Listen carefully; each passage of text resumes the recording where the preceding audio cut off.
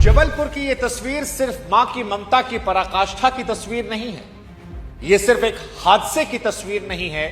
यह उस पल की पूरी कहानी है जहां पर ममता और सिस्टम आमने सामने खड़े थे।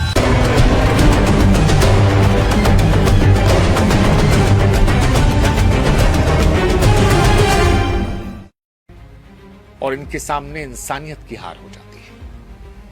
इस तस्वीर में एक तरफ वो मां है जिसने आखिरी सांस तक अपने बच्चे को अपने सीने से लगाकर रखा, दूसरी तरफ अनगिनत लापरवाहियां जिन्होंने इस सुरक्षित सफर को मौत के सफर में तब्दील कर दिया। ये मां की तस्वीर फिलहाल देश दुनिया में लोगों की आंखें नम कर रही है, क्योंकि इस तस्वीर में मां की आंखें बंद हैं, उसकी सांसें थम गई हैं। लेकिन अगर तस्वीर गौर से देखेंगे तो उसने अपने बच्चे को अपनी बाहों में जो पकड़ा है, उस पकड़ को उसने कमजोर नहीं होने दिया। मानो जैसे मां ने तय कर रखा था कि जिंदगी जाए तो जाए, लेकिन बच्चा नहीं छोड़ा जाएगा। इस मां के पास बचने का मौका था, उसके पास लाइफ जैकेट थी, लेकिन उसने खुद को नहीं, बच्चे को बचाना चुना। और इस बचाने में वो खुद भी मर गई, उसके बच्चे की भी मौत हो गई। आप सोच कर देखिए कि इस बचाने की प्रक्रिया कितनी जटिल रही हो।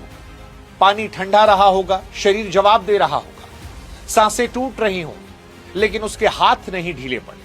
मौत आई, लेकिन वो मौत भी इस बच्चे को उसकी मां से अलग नहीं कर पाई। और इसीलिए ये दृश्य सिर्फ दिल नहीं तोड़ता, बल्कि सवाल खड़े करता है कि अगर सुरक्षा के इंतजाम वाकई पक्के होते, अगर नियम कागज तक सीमित ना होते, तो क्या ये तस्वीर रहती? क्या इनके जैसे जो औरों की मौत जबलपुर में हुई है वो होती? और असली सवाल यहीं से शुरू है, क्योंकि कहानी कोई भावनात्मक कहानी नहीं है। ये चूकों की परतें खोल चुकी कहानी है, जिसे हम और आप अक्सर नजरअंदाज करते हैं, क्योंकि सुरक्षा के साधन होने का दावा किया गया था, संसाधनों के होने की बात कही गई थी, लेकिन इसके बावजूद अगर जबलपुर में यह मौत होती है तो फिर इस मौत का जिम्मेदार कौन है? क्या यह बदकिस्मती थी या फिर लंबे समय से आ रही लापरवाहियों का नतीजा? नाव पर सवार लोगों की संख्या से लेकर यहां पर बचाने वाले उपकरणों की गुणवत्ता तक अनगिनत ऐसे सवाल हैं जिनको लेकर अगर आज सवाल नहीं पूछे जाएंगे तो शायद अगली बार ये कहानी हम में से किसी एक की हो सकती है।